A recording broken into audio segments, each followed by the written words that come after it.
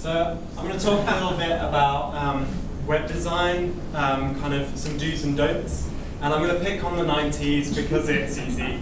The 90s, a lot of the 90s was about animations and all that, but there was also some other things that kind of went a bit astray in the 90s.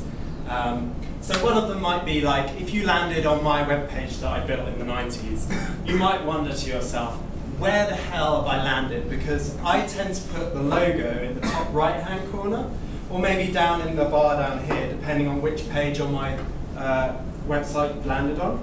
Also, I don't highlight which tab you're in the navigation structure. Another thing I like to do is I like to make all the content look the same on the page. No kind of headlines or splitting up into paragraphs or nice images that allow you to work out whereabouts you might be on my page and what kind of thing I can kind of scan around on there.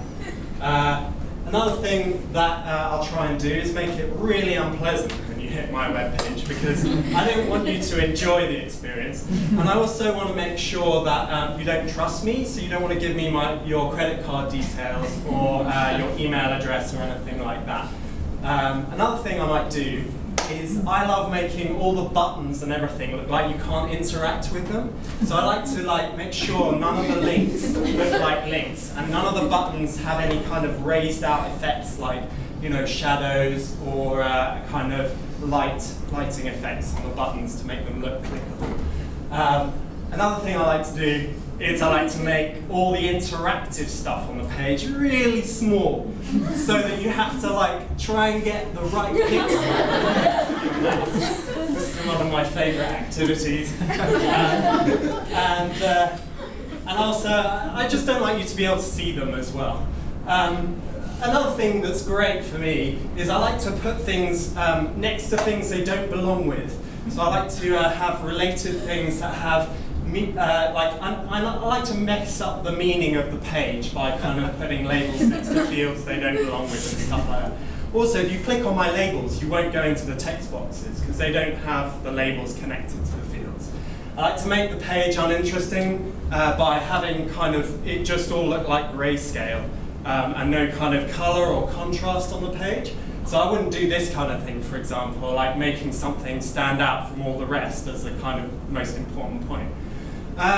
Okay, so maybe let's not do that anymore. Let's chuck all the animation crap from the 90s into the bin, and some of those mistakes that I like to make. So what we could go on to is a few design tips that might help you guys out in general. So we want crap designs. No, I'm serious this time. We do. We want contrast. And that means things standing out and looking like they are kind of important. And we also want repetition, so like the eyes here, you know, we want the whole design to tie together by having repetitive elements.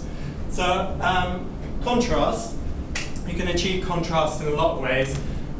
You can do it through color, you can do it through making things bold or big compared to other things, make them stand out and lead the user. You can also do it with imagery. So here, we have a bit of a contrast between the child's kind of smaller feet and the elder lady's kind of heels and stuff like that. Repetition helps you to know where you are on my page, so you'll feel familiar, it'll all look familiar. And if you've come from like a newsletter that I send out, you know, which has my logo, my color scheme and all that, and then you arrive on my page from a link, you'll know that you've arrived on the right place. Another thing we'd like to do is have some alignment to strengthen the design. So you can feel there's a bit of strength in this line down the middle here. That just makes the design feel a bit more powerful and professional. And you can also use it to lead the eye by like the sort of row there. Positioning, we want to position all the elements that belong together nearby each other so that we give that block meaning. And it's nice to give them a little bit of a title for that block as well, so we can see exactly what that cluster of stuff is all about. That doesn't mean you have to put a big border around it. You could just use alignment to show that those things are related. It's nice to have a lot of white space on your page. What this does is so white space or kind of empty space around your elements, doesn't have to be white, But this allows your things to breathe, and it gives some space to allow the user to feel in control of the page. Another thing that's great is if you actually lead the user. Now, the web's all about having freedom and being able to click on any links you like, but I'd like you to tell me which ones you think are more important on the page. Make those things a bit bigger, or some way give them more contrast, some kind of an accent color or something like that. As a developer, you can use a grid structure to help you work out where to position things on your page so you're consistent and align things up properly. This is one I like to use, the JavaScript grid, which puts a kind of JavaScript cover over your page so you can just see if stuff's working out nicely. You can use those tools on the web like Color Scheme Designer or Cooler, that's spelled with a K at the beginning, which will help you out with thinking about colors. You want to follow your branding for the site, but you may be able to kind of tweak here and there, or with discussions with the client, or you may be doing it from scratch, then you need to work out a color scheme.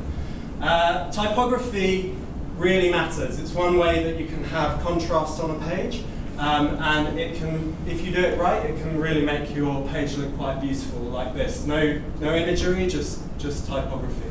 It's quite interesting. So that's a few design things that you can take away, and yeah, I hope you enjoyed it. And there's a couple of books that are quite fun to read. Cheers.